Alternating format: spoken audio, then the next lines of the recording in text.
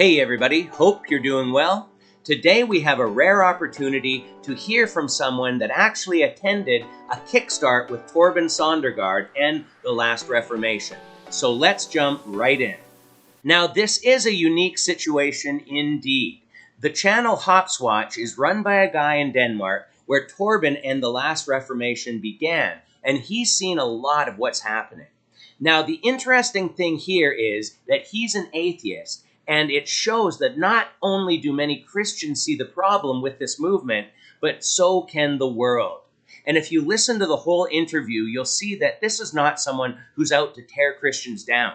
They both say that they don't believe Torben is out to deceive people, but that he is deceived and doesn't realize what he's actually doing. Only God truly knows. But this is an interview with Shane Iskrig that attended a Kickstart in Austin, Texas, to see what this was all about. Torben viewed this atheist site and allowed him to come in and do interviews with people. I've used only 18 minutes of the hour-long interview and will also be adding my comment as we listen to this. But I'll leave the original link below as well. He's got many clips of Torben on his site as well. And with that being said, let's begin. Welcome to this live stream where I have Shane Iskrig. And Shane is on the show as he has become involved in the work I am also involved in, exposing the Danish preacher and cult leader Torben Sondergaard, who is operating in the US through his cult, the Last Reformation. Documentation of this is abundant and can, among other places, be found on my channel. This weekend of the 21st and 23rd of the weekend of the 21st till the 23rd of February, Torben had arranged one of his Kickstart events in Austin, Texas, and this is where Shane enters the story. So, Shane, you attended the Kickstart in Austin. I sure did.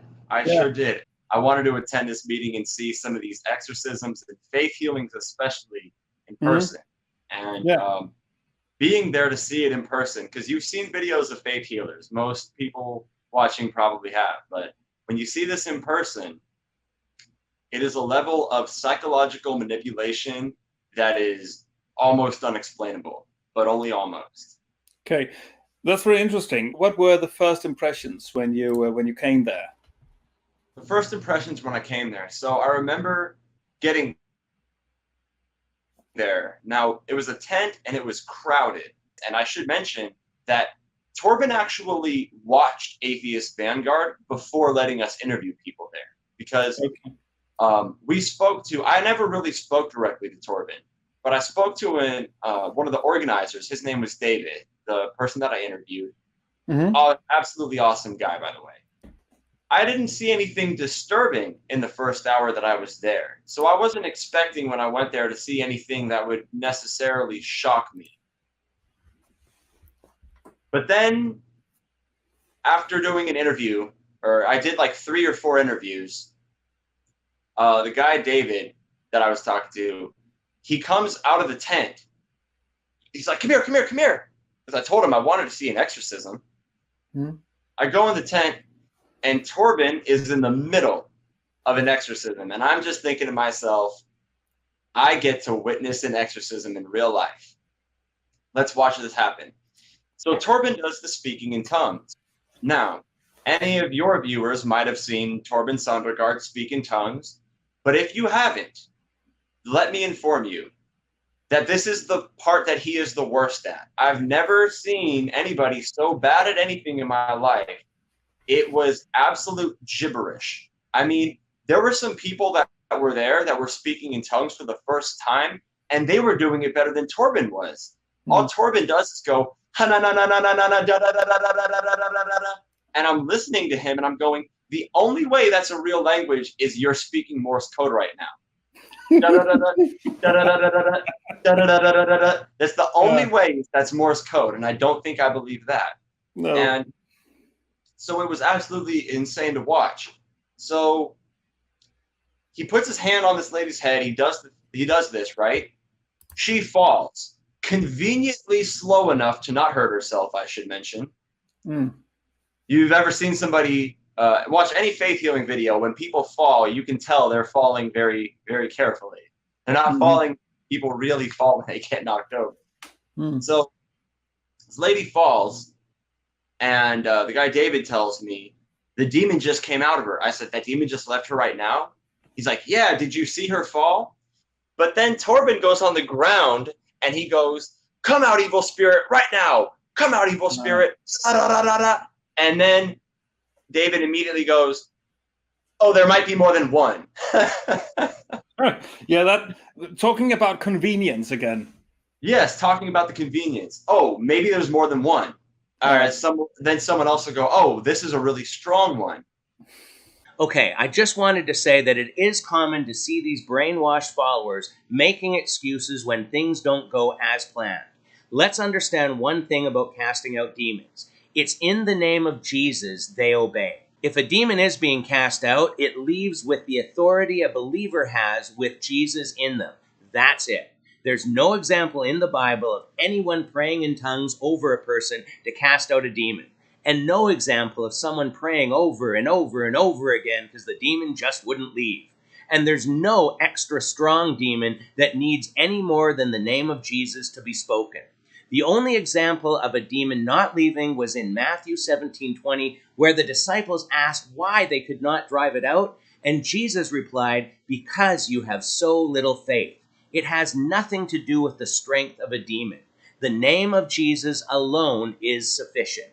But then this is the part where a little bit of the hostility began, because I asked a question to this lady. Mm-hmm. I asked, because I'm curious, if he just cast a demon out of her, right? And remember, these are the people that have supposedly just given their lives to Christ and have been born again and are now being baptized that have these demons. And we're in this tent with about 400. Torben's saying there were 500 people there. I'm not going to count. I'm going to say 400, maybe 5, but I'm going to say 400. Okay, yeah. There are 400 people in this tent, and a demon just left somebody, and I'm wondering, well, where's it going to go? I mean, he's out. He's out and about. What's he going to do? So I asked this lady, when the demon leaves him, can it enter somebody else? And then she says, only if you have an open door for it. And I'm like, okay, so you're saying that somebody might have just got possessed in here today. And she says, only if you have an open door for it. Mm-hmm. Then she asks, do you choose to have an open door against God? Then don't worry about it. Then she says this. She goes, if you choose to have an open door, then worry about it. And I was like, okay, so you're saying that somebody in here might have just got possessed. And she said, no, I didn't say that. I said only if. And then I realized that she was saying yes, but she wouldn't admit it. So she was being hostile. I just wanted to end the conversation. I told her, okay. That was that. We have to remember that if these people are not truly saved, then this atheist is correct. In Matthew 12:43-45, we see that when a demon is cast out, it passes through arid places, seeking rest. And if it does not find it, it comes back with 7 more wicked spirits. A demon cannot take residence within a believer. So if demons are actually being cast out, it's because they are not truly born-again believers. And those spirits would be roaming around and looking for a new home. And Satan masquerades as an angel of light, so spirits can also bring a false joy or delusion, as we see with the Kundalini spirit in Hinduism. So that's the first exorcism. Then somebody else comes up. He goes to do it to them. I decide I'm going to get a little bit closer. So I walk closer. I'm in the middle. They have chairs on both sides of this tent, and there's a row, like an aisle you can walk through in the middle, right? So I walk a bit closer, and all of a sudden Torben says, everybody who needs healing, come into the middle right now. And if you need to be prayed for, raise your right hand, and someone's going to come to you, and somebody's going to pray for you. If somebody comes up to you and they pray for you, and you don't feel anything, then just lift your hand up again, and someone else will come and pray for you. Why is there supposed to be a feeling? There could be, but by suggesting that there should be is simply the power of suggestion. We hear Todd White say the same thing in many of his healing videos. And the level of self-deception that somebody has to already start with that. But this is the moment where I was trapped because everybody immediately came into the middle. I was stuck. There was no getting through people. But people started putting their hands on strangers, and they were okay with it, but speaking in tongues. And then I just watched, like, there were a lot of children there, and there were a lot of teenagers there. So you'd see someone be like 14 with their hand raised, and someone will walk up to him and go, okay, what can I help you with? It's like, oh, yeah, the back of my neck feels kind of funny. Like, just coming up with the first thing that they can think of. And I have to say the teenagers didn't seem to be buying it nearly as much as the adults were, which made me a little bit happy. But I'm stuck in there, and the next thing you know, it's getting louder. I'm hearing screaming, and not just shouting. I'm hearing, ah, all over the place, right? And then I hear it from what sounded like a child. I look over, I see two grown men, one pinning this kid down by his wrists, one pinning this kid down by his ankles, and shouting in his face, come out, you demon, right now. Come out, demon, right now.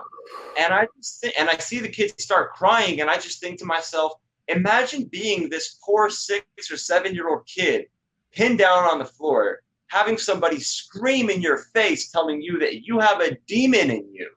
That's terrifying. I would probably too.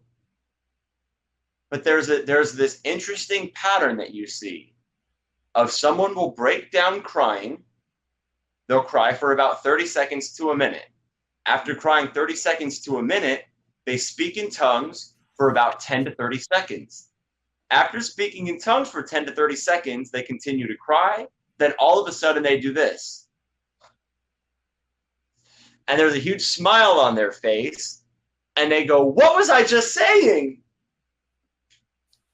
And you have to wonder how many of these kids are only doing that because they know that's the way to stop this. That's the way to stop being pinned down and yelled at. If you watch the baptisms and you watch, you will realize after your second or third one, and I got video of at least a dozen of the baptisms, you will realize there is a pattern here. The same thing happens in every one. And you start thinking about psychology, psychological manipulation, the kind of things that you can do to people that seem completely unrealistic, but can be done. And in the Danish documentary about the last Reformation, I saw a therapist talking about using hypnosis, right? And when you use hypnosis, after talking to somebody for a minute, you can tell them, like, breathe in, breathe out. Then you tell them, lift your arms. And some of these people really can't lift their arms, right? Like, you can actually do that to somebody with not psychosis, but hypnosis. My hypothesis is rather he has seen how a lot of faith healers, how they are doing this, and he's actually just copying them. And and he is not actually aware that what he is doing is a type of mass hypnosis. So yeah, I think you're right about that. When now that you say that, because there being a psychological explanation for why this has that effect doesn't entail that Torben knows what that psychological explanation is. I showed up with the impression that Torben is knowingly deceiving people, that Torben is intentionally lying to people, and he's aware that he's doing it. But after watching him, I actually, I don't think he's taking advantage of that is what I think as well. I think he, to a very large extent, believes in what he's actually saying. Yes, he definitely believes in it, and well, I don't say definitely, because as you might be aware, since that Kickstart, between that Kickstart and now, Torben Sondergaard has been in the hospital.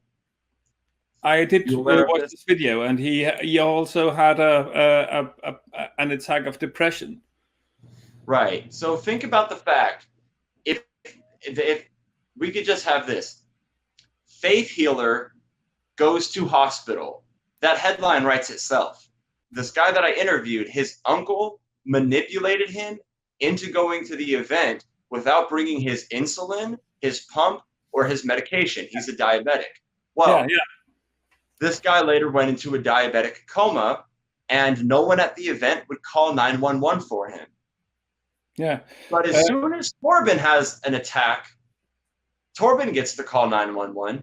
Now that is interesting indeed. This is no different than the Bethel people that wouldn't call an ambulance after that person fell off a cliff and they wanted to trust in God.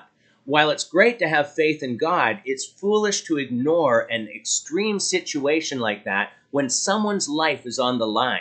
And for Torben and the people in the last Reformation to demand faith for that one guy and not for Torben in the same situation is hypocritical. And this is where it becomes bizarre to me that Absolutely. no one else is skeptical of this. Because when you go watch the video on Torben's channel where he talks about being in the hospital, you don't see any comments of people going, "Whoa, I thought you could heal that." Nobody. Mm-hmm. It does shock me that when he went to the hospital, the criticism was so little that you couldn't find it. I want to stay a little on the subject of this diabetic guy. So just to make it absolutely clear, were you actually interviewing the guy who had the diabetes? Yes. Well, the guy that I interviewed, at the time that I interviewed him, believed that he had been cured of his diabetes. Okay. And that's why he didn't take his insulin or his pump, because his uncle told him that if he really believed in God, that he would know that God would cure him and he wouldn't take his medication. So you actually have that interview on tape? I have an interview with the guy, yes. And if you go and you watch Atheist Vanguard, the episodes are not out yet because any interviews we do, it takes about a month or two for the episodes to come out because we record, for every time we record.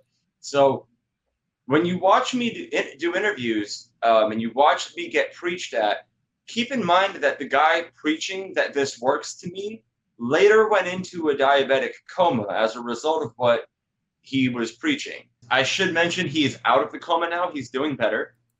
I interviewed somebody there. I end up being told that Torben Sondergaard has the ability to feel, for example, autism. He said they have told me a story, and I've seen a testimony of him healing somebody who has Asperger's syndrome, which is a form of autism that I actually have. So I was curious, what happens when an atheist with Asperger's gets faith healing? So do I. I also have that diagnosis. Oh, really? Okay. Yes. That's interesting. I was unaware. So I'm seeing this, and when I remember when I watched the testimony of the guy who said that he had Asperger's, and now he doesn't. And I had to think to myself, scenario one, this guy never had Asperger's to begin with. He did, and he still has it. And it was scenario two. I could tell very clearly it was somebody who still had it, who had convinced himself that he didn't. And listening to the reasons why was very clear that he was manipulating himself into believing in it. And for me, what makes this so fascinating is that you're able to have the ability to manipulate not only an autistic person into thinking that they are no longer autistic, but that person's whole family it's like beyond me how you could do that, because I don't see, if you were to tell me, my mom, that I wasn't autistic, like you would, my mom's pastor growing up, wouldn't have been able to convince her of that. So when I look at my family, I have cousins who have ADHD. If my aunt said that my cousin doesn't have it, she would leave the church. There's no way she would buy that. So there's something more powerful about what Torben's doing than the typical Christian. This isn't something you see typically within Christianity. Somebody claiming that they could heal mental, neurological, and even physical illnesses. Now let's be clear. Nobody has the right to say they can heal anything. But our God can heal any illness he chooses to heal through one of his followers. Unfortunately, that's where many fall short with their belief. So that was really something. I was told that on the first day that I went, I was told that if I showed up the second day, that I would be healed of my autism and that I would become a believer. And I thought to myself, I wonder which one of those is more plausible to me at this point. But I'll be back tomorrow for sure. Mm-hmm. Wow. I have to tell you, I think he was wrong. I'm still autistic and I'm still an athist, so nothing happened. Yeah. But really what happened was the second day I showed up, because I don't want to claim that they tried to heal me. They didn't. I was told that in order for the healing to actually work, you have to believe that it is going to work ahead of time. If you doubt that it's going to work, it won't work. That's mighty convenient. And unfortunately, this is the same logic we see in Bethel, the New Apostolic Reformation, and others. They put the blame on the person's faith. And yes, that is a convenient way to save face. Sometimes Jesus said, "Your faith has healed you," and other times their faith had nothing to do with it. Think about the man at the pool of Bethesda who didn't even know who Jesus was. And the apostles never questioned people's faith before praying for them. You never heard a comment like, "Well, it just seems like you don't have enough faith, so I'm going to have to pass you by. But let me get to your friend here." What a shame. And I think to myself, I can fly. Just close your eyes. I can't do it when you're looking. It's that level. It's that level of a claim. It is completely unfalsifiable the way that it is expressed, isn't it? It depends. A lot of the claims Torben's making actually are falsifiable. So you take, for example, and I explained this to people. And some of these people, you got to realize they're swimming in that Kool-Aid, so they're really convinced that this is real. If you look at an X-ray, or I should really say an MRI of a brain, and you look at a neurotypical brain, and you look at an autistic brain or an ADHD brain, you can actually differentiate based on those MRIs. So I told them, if you could actually heal an atheist with Asperger's, I can go tell, everybody who knows me from Atheist Vanguard, any other talk shows that I've done, I'll be on Atheist Experience in May. I can go tell my story to all of these atheists who know who I am. There are plenty of people. God has a spotlight right now. Heal me, because I can go get an MRI.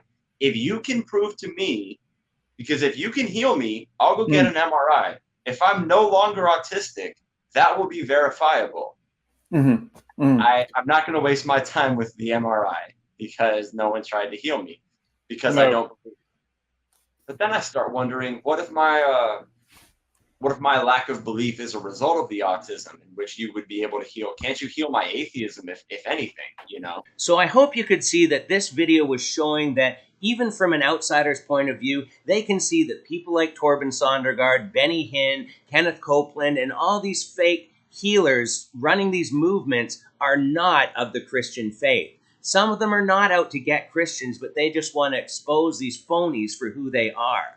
So we'll leave it at that for today, but if you did find this information useful, please pass it on to other people so they can be warned of this. And until next time, take care and God bless.